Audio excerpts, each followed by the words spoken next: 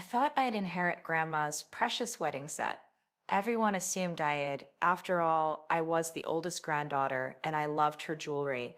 But then she gave me a ring, a ridiculous, oversized carousel ring that I couldn't possibly wear. I lied, said it didn't fit, and thought the moment was over. I had no idea that one small lie would trigger the most perfect, quiet revenge I'd ever experience, a lesson that would take decades to fully understand. How could one ring, given with love, end up changing the way I saw my entire family? What Grandma did next will shock you.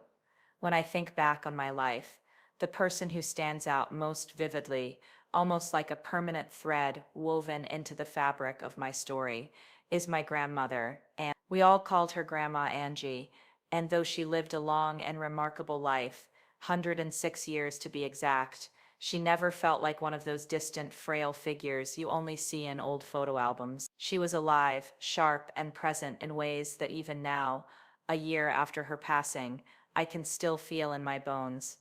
I was born in the early 70s, the oldest of her grandchildren, and from the very beginning, there was an unspoken bond between us. She had three sons, my father being the oldest, so by the time I came along, the first granddaughter, she was ready to spoil me in ways she hadn't been able to with her own boys. Not that she ever admitted to spoiling me, because fairness was something she carried like a badge of honor, but I always felt like I held a special corner of her heart.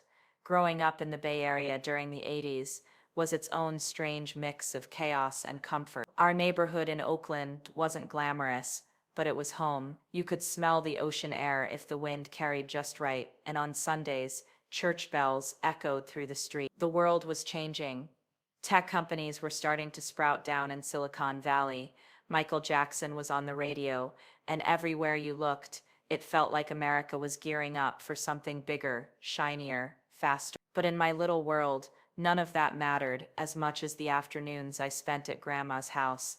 Her house was this modest white stucco place with a rose garden she fussed over like it was her fourth child. Roses of every color bloomed there, and as a little girl I would run my hands through the petals, pretending each one was a crown jewel.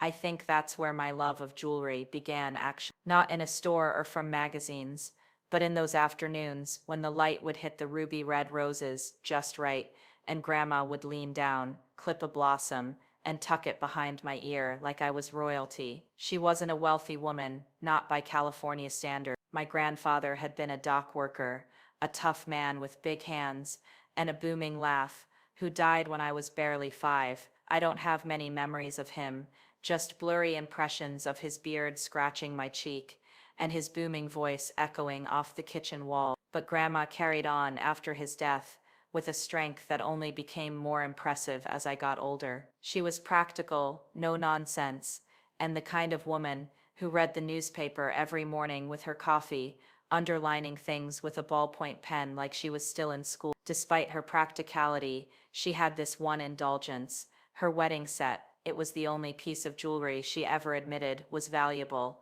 both in dollars and in sentiment. A simple but elegant gold band paired with a diamond solitaire, the kind of ring you might see in a vintage Tiffany catalog. I grew up watching that ring flash on her finger as she kneaded bread, as she wrote out birthday cards, as she folded laundry. It was to me less an accessory and more an extension of her. Everyone in the family knew that someday the ring would pass down to one of us grandkids, and almost everyone, including my sister, assumed it would be me, the jewelry lover, the granddaughter who hovered closest to her side. It wasn't just about the ring, though. It was about the way Grandma made me feel seen. She was generous in a way that was never showy, never transactional. On my 16th birthday, she gave me a delicate gold bracelet. It wasn't extravagant, but the way she presented it, wrapped in tissue paper, tied with ribbon she'd clearly saved from another package, made me feel like I'd been handed a priceless treasure. Over the years, there were earrings, little pendants, and charms, each one marking a milestone, each one carrying the weight of her approval. By the time I was 20, I had started to believe, without ever really questioning it, that I was the heir to her sentimental treasure. Not her house or her savings, that wasn't even on my radar, but her jewelry, the little things that made her sparkle. Looking back, I cringe at how entitled that sounds. At the time, though, it didn't feel like entitlement. It felt like logic. My sister, bless her, wasn't much into jewelry. She loved books and music, and she'd rather spend her money on vinyl records, or first editions, than a gold chain. So it seemed natural that Grandma would eventually pass her jewelry to the granddaughter, who truly cherished it. Grandma's sense of fairness showed up in little ways too, ways that made her impossible to resent. When I started college at Berkeley, she offered to buy my textbook. It was a huge relief, because even back in the 90s, the price of those thick, glossy tomes was enough to make your eyes water. My sister went to college a few years later, and when her textbooks turned out to be more expensive than mine had been, Grandma wrote me a check for the difference. She told me, matter-of-factly, that fairness wasn't about giving everyone the same thing, but about balancing the scales when life tilted unevenly. I admired her for that. At the same time, it made her approval feel like something you had to earn. If she gave you something, it meant she'd thought it through, measured the value, weighed the fairness, and decided you deserved it. That made her gifts feel heavier, more meaningful, like each one carried a piece of her judgment along with it. As I grew into my 20s, I carried that quiet pride around like a locket. I was the oldest, the closest, the jewelry lover, the granddaughter who clipped roses from her garden and listened to her stories about the old days. Of course I'd inherit the wedding set. Of course I'd be the one to carry that piece of her legacy forward. It wasn't arrogance so much as certainty, born out of years of small confirmations. But certainty is a dangerous thing. It makes you blind to the cracks in your own character, the little flaws that seem harmless until they're not. And looking back now with decades of hindsight, I can see how one tiny moment of cowardice, one lie told in my early 20s, shifted the course of everything. At the time I didn't notice it. At the time it seemed like nothing, just a moment of youthful pride, a way to avoid an awkward conversation. But that moment would become the fulcrum on which my entire relationship with Grandma Angie's legacy would turn. And it all started with a ring. The year I was 21, right on that awkward edge of adulthood, where you think you've figured yourself out, but really you're still just fumbling through life pretending to be confident. It was the year after I'd turned legal enough to drink, the year I thought cropped jackets and Doc Martens made me look like the coolest girl in Berkeley, and the year when my grandmother handed me the gift that would change the course of everything between us. It was a birthday gift, not just any birthday gift, but one of those little boxes you recognize instantly, the kind of box that makes your pulse skip a beat before you've even lifted the lid. Small, velvet, weighty in a way that promised something important inside. Grandma had given me jewelry before, but this one felt different, more official. The way she placed it in my hand, firm but with that little smile tugging at the corners of her mouth, made me think this was one of those gifts meant to mark a new chapter. I remember opening it carefully, almost theatrically, like I was unwrapping some sacred relic, and then, there it was, the carousel ring. That's what we all came to call it, though of course she never used that name. In reality, it was this chunky gold ring, with a top that fanned out in scalloped ridges, almost like the view of a circus tent from above. To my 21-year-old eyes, it was gaudy, it was too much. I had tiny hands back then, fingers that barely fit a size 5. This ring looked like it belonged on someone's thumb, or maybe on the hand of a flamboyant Vegas performer. I can still remember the exact cocktail of emotions that hit me in that moment. First, the rush of gratitude, that immediate, automatic thankfulness you're supposed to feel when someone gives you something valuable. Then the jolt of disappointment, as I realized it wasn't anything close to my style. And finally, a creeping dread, because I knew I couldn't say what I was really thinking. This is hideous. I'll never wear this in my life. So I smiled. Of course I smiled. I slipped it onto my finger, pretending not to notice that it slid all the way down and nearly flew off. I told her it was beautiful. I even kissed her cheek, but inside I was panicking.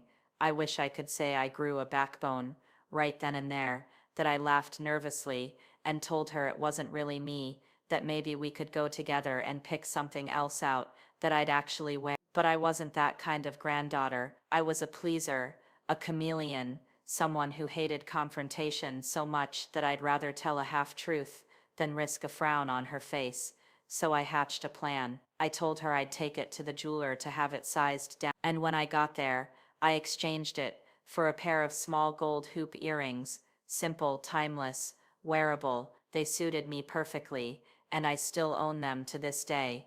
When I went back to Grandma's house, I told her the lie I'd rehearsed in my head the whole drive over. I told her the jeweler said it couldn't be resized small enough to fit my finger. That was it. Clean, simple, believable. She nodded as I spoke, but there was a flicker in her eyes, something sharp and knowing, that made my stomach drop. I brushed it off at the time, told myself she probably believed me, convinced myself that even if she suspected otherwise, she wouldn't care, but I should have known better. Grandma Angie was nobody's fool. She had lived through 2 world wars, raised 3 boys during the chaos of the 60s, survived the loss of her husband, and built a life that demanded strength at every turn. She had that particular kind of intelligence women of her generation cultivated, a quiet, watchful kind. She might not have said anything, but she saw everything, and sure enough, the next time I saw her, she was wearing the carousel ring herself. Not only was she wearing it, but when I noticed and tried to hide my surprise, she held her hand out with a faint smile and said something that cut right through me. How funny that the jeweler managed to size it down perfectly for her. That was it, just a casual comment, delivered with a smirk so subtle I almost wondered if I'd imagined it, but I knew in that instant she had seen through me. She knew I hadn't been honest. I laughed it off, of course. I made some joke about how at least it hadn't gone to waste, but inside I felt exposed, caught in a lie I hadn't been brave enough to avoid in the first place. The strangest part was that nothing outwardly changed. She didn't scold me. She didn't hold it over my head. She never even mentioned it again. She just moved on. Life went on. Family dinners continued. Christmases and birthdays came and went. But that tiny fracture, that invisible hairline crack in the foundation of our bond, had been made. At 21 I didn't think much of it. I thought I'd dodged a bullet. I thought naively that it was just a small misstep that would fade into the blur of years. But looking back now, I realize that moment, her putting the carousel ring on her own finger, the quiet triumph in her eyes, wasn't just a response. It was the beginning of her revenge. Not the loud, dramatic kind of revenge you see in movies. Not shouting, not punishments, not slammed doors. No, hers was quieter, pettier, maybe, but far more enduring, because from that day on, Grandma never gave me another piece of jewelry. Not once. At first I didn't even notice. She still gave me other things, care packages when I was sick, money for books, little thoughtful items she knew I needed. She never stopped being generous, never stopped being fair. But jewelry, that chapter was closed. And I wouldn't realize the full weight of that decision until decades later, long after I'd stopped wearing those little hoop earrings, long after I'd forgotten all about the carousel ring, until the day she passed away, and her will revealed the truth of what she'd been doing all along. But that's skipping ahead. At 21, all I saw was a grandmother, wearing a ring I didn't like and a lie I thought I'd gotten away with. I had no idea how much it would cost me in the years after the carousel ring incident rolled on like a slow river, unremarkable on the surface, but quietly shaping the course of my life in ways I didn't notice until much later. College, early adulthood, first jobs, and the mess of trying to figure out who I was, all of it swirled together in a haze of textbooks, late-night study sessions, and awkward parties. Grandma Angie remained a constant, her presence a kind of anchor, even if the carousel ring sat forgotten in a jewelry box, its gold surface dulled by time. I went to Berkeley first, studying English literature, obsessing over poetry and classic novels, losing myself in words that felt bigger than the world I actually lived in. Grandma had a way of supporting me that was subtle but powerful. She never demanded that I be something I wasn't. She never pressured me to chase money or status. Instead, she sent me checks to cover textbooks I hadn't even asked for, tucked encouraging notes into letters, and sometimes called late at night just to hear my voice. I was the eldest, the responsible one in the family's eyes, but I still felt that tiny edge of guilt, like I had to live up to some invisible standard she carried. My sister, Anna, was younger by 3 years. She was the opposite of me in many ways, outgoing, fearless, and almost annoyingly intuitive. While I buried myself in books, she was playing the piano, performing in school productions, and building friendships that lasted a lifetime. Grandma Angie adored her too, in the quiet, balanced way she loved everyone. There was never favoritism, never the sense that one of us was more worthy than the other. But looking back, I can see the subtle pattern Grandma had laid down, the way she kept the scales balanced with tiny, deliberate gestures. Life moved fast. After college, I moved into my first apartment near the city, juggling a job I liked but didn't love, and the endless grind of rent, bills, and the occasional heartbreak. Grandma would visit whenever she could, bringing along her famous lemon bars, small gifts, and a warmth that made the chaos of my 20s feel manageable. She was always generous, but never ostentatious. She measured her giving, like a careful gardener, tending a delicate flower bed, enough to nurture, not so much as to overwhelm. And still she never gave me another piece of jewelry.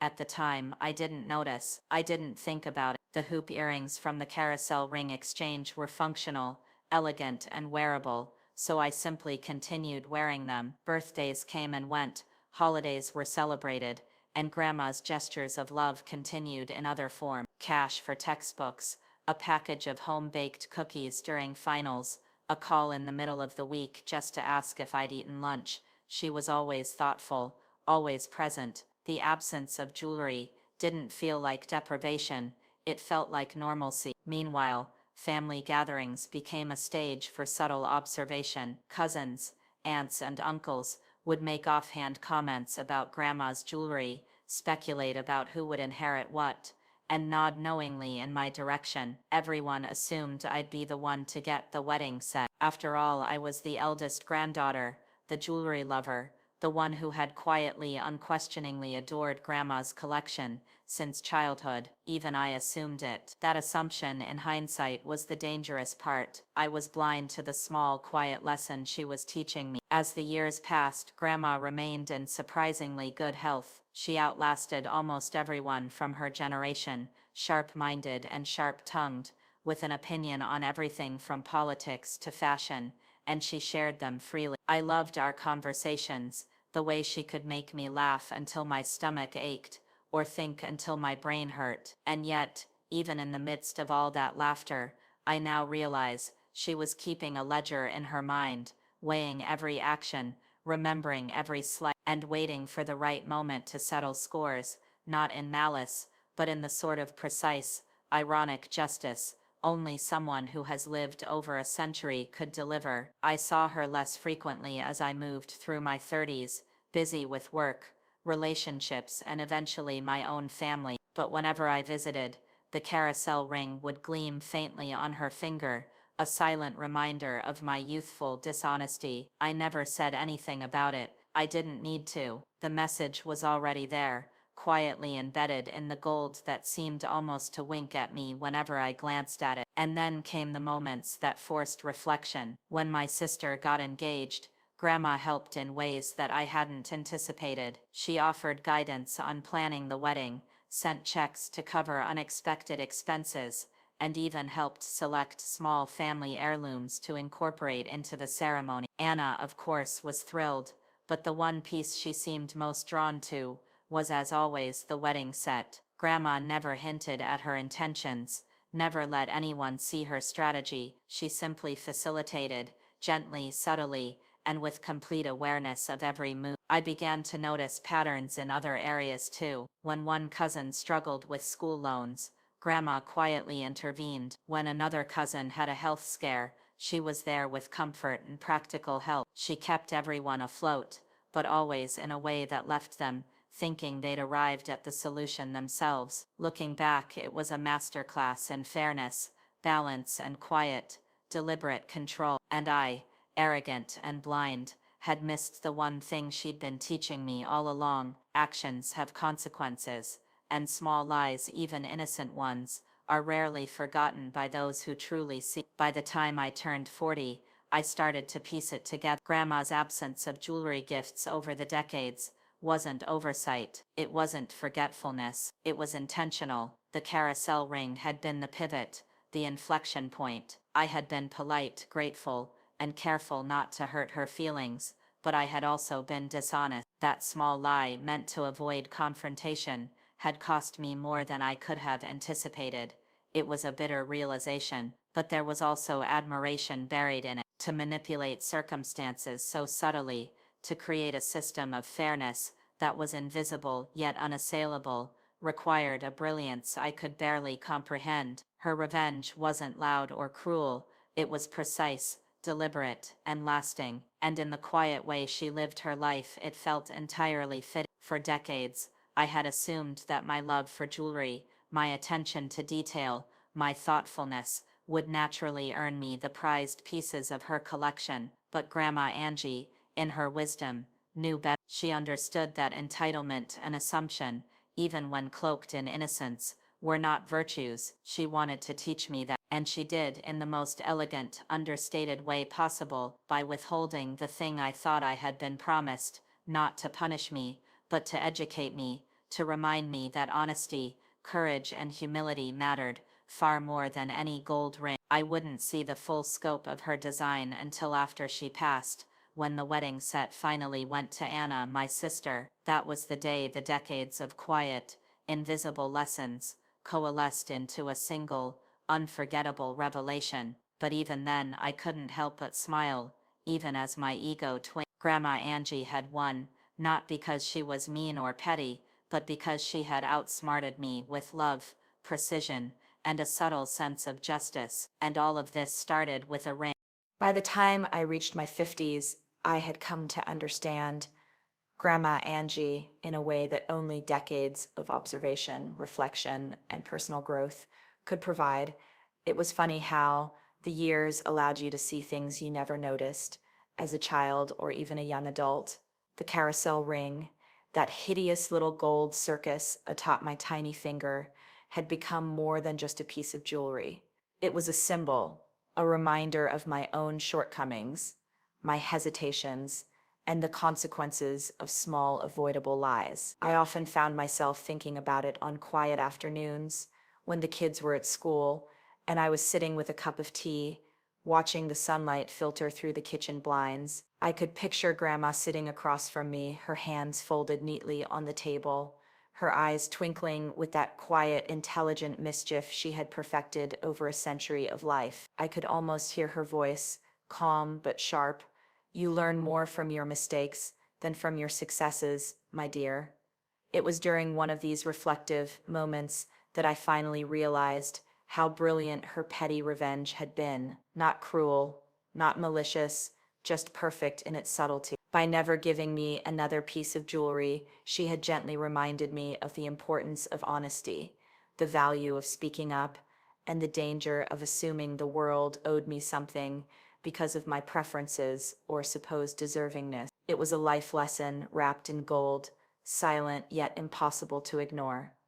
I started looking back at the smaller incidents in our lives with a newfound clarity. I remembered the way she had always made sure my sister and I were treated fairly, even when it meant bending over backward to accommodate differences. She'd pay for textbooks, cover extra costs, send encouragement, and never ever show favoritism. She had this extraordinary ability to balance love, fairness, and quiet correction in a way that left no one feeling punished, except perhaps, in my case, me. And even that was delivered with love, a gentle nudge rather than a shove. The carousel ring became less of an object of vanity and more of a touchstone for reflection. Every time I opened the little velvet box to peek at it, sometimes out of curiosity, sometimes just to feel the cold gold against my palm, I remembered the lesson Grandma had embedded in it. I thought about my younger self, terrified of confrontation, eager to please, and blissfully unaware of the long shadow that small actions could cast. I saw how she had used my weakness not to embarrass me but to teach me, and I began to forgive myself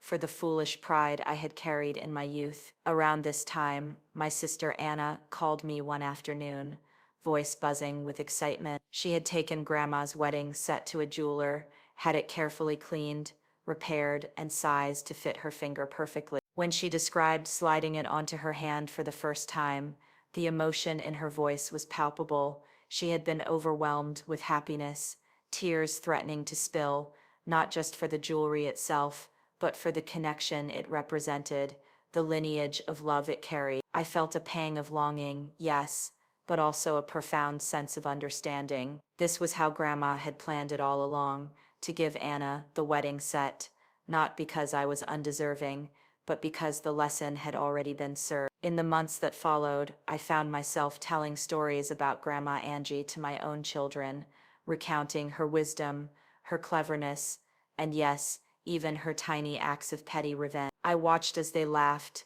listened, and sometimes rolled their eyes at the idea of a carousel ring being such a profound symbol. But I didn't care.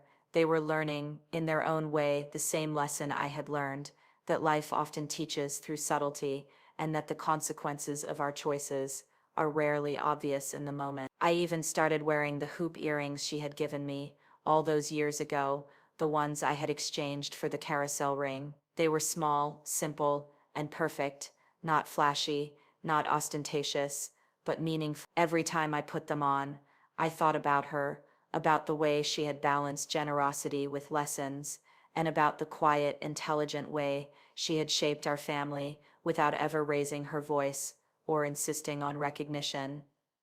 There were moments of moral conflict, of course. I would catch myself thinking, should I confront my sister? Should I tell her what really happened with Grandma and the carousel ring? But then I'd laugh at the absurdity.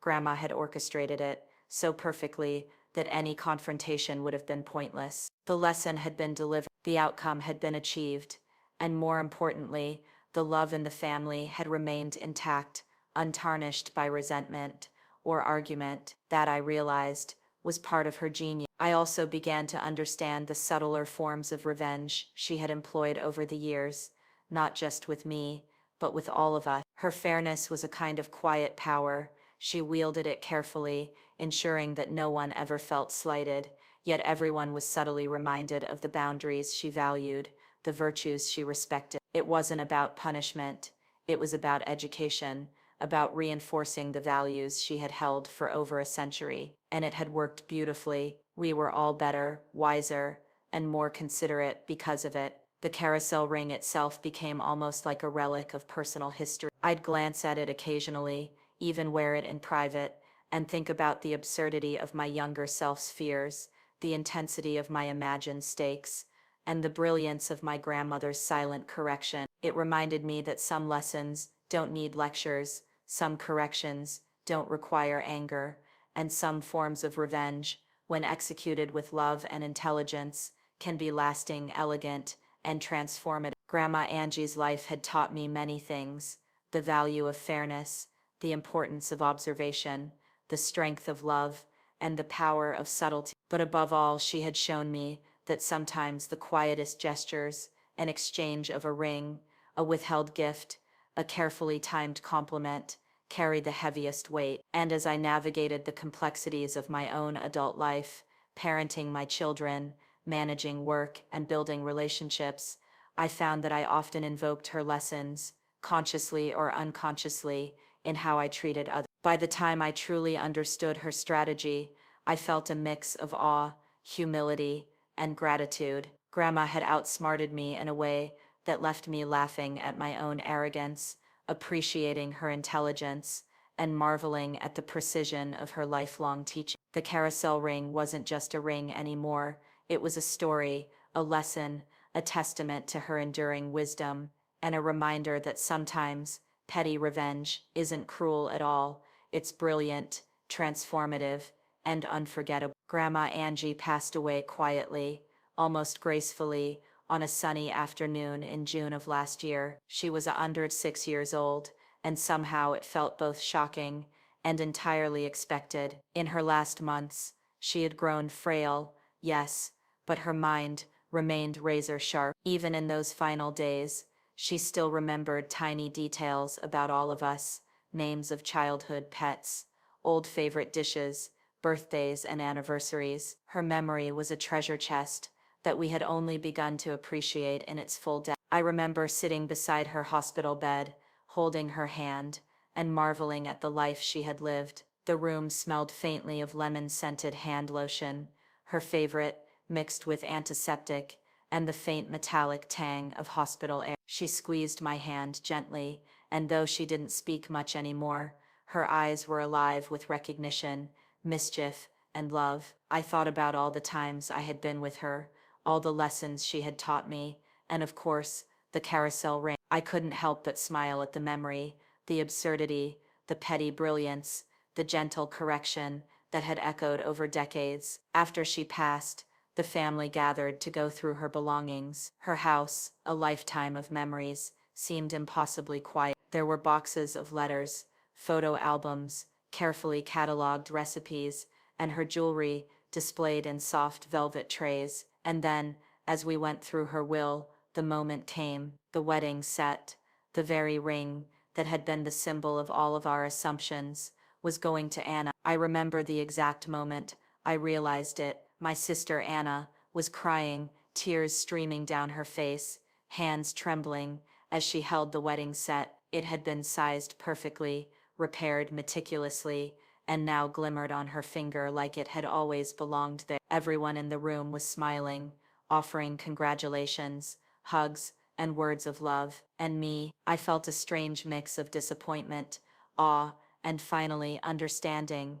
It was petty revenge, yes, but not in the way a person thinks of when they hear the word. It wasn't mean-spirited. It wasn't designed to humiliate me or make me suffer. It was precise, measured, and completely in line with who Grandma Angie had always been. She had orchestrated this final act, not as punishment, but as instruction. That carousel ring, the gift I had swapped out in cowardice, had been her subtle pivot. My dishonesty, my inability to express myself honestly in my youth, had been noted, remembered, and quietly corrected in the most elegant way possible. I held the carousel ring in my hand later that evening, alone in the room that had been hers. It was too big, too flashy, and completely unwearable on my finger, just as it had been 30 years ago. And yet, I couldn't bring myself to dislike it. That ring had become a symbol of everything she had taught me: humility, honesty, courage, and the cleverness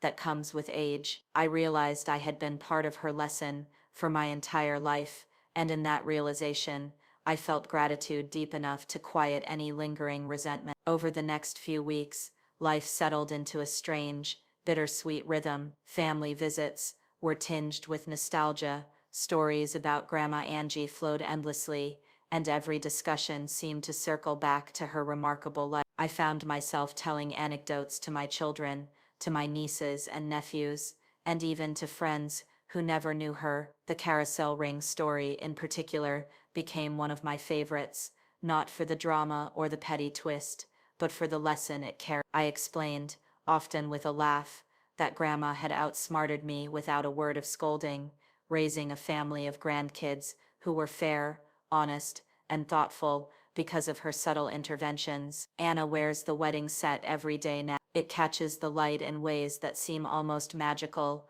a small, sparkling monument to a life of thoughtfulness, discipline, and love. She doesn't wear it to flaunt anything. She wears it because it connects her to Grandma, to our shared history, and to the lessons we both learned from her.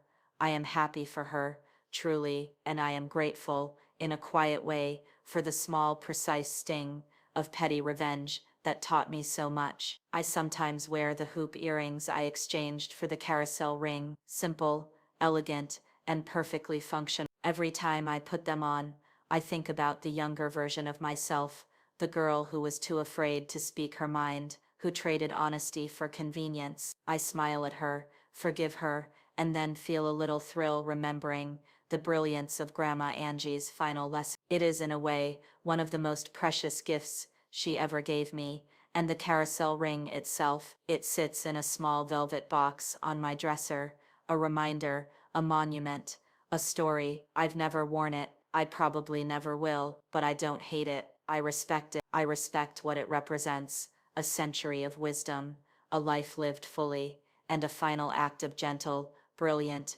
and lasting petty revenge. It's funny how life works. The things we think we want the most, the treasures we assume will be ours, aren't always the things we need. Grandma Angie's wedding set wasn't for me, and in that moment of revelation, I finally understood why. I had been given something far more valuable, the memory of her life, the lessons she embedded in the everyday, and the understanding that love can be fierce, clever, and subtle all at once. A year has passed since she left us, and I still think of her nearly every day. Her influence lingers in the way I raise my children, the way I approach fairness, and even in the way I look at jewelry. She taught me that the smallest acts, an exchanged ring, a withheld gift, a knowing glance, can carry lessons that last a lifetime, and for that, I am infinitely grateful. Grandma Angie's petty revenge was perfect. It was sharp, witty, fair, and ultimately loving. And though I may never wear the carousel ring, I will always carry its lesson, wrapped up with the memory of the woman who gave it, and me, so much more than I ever realized.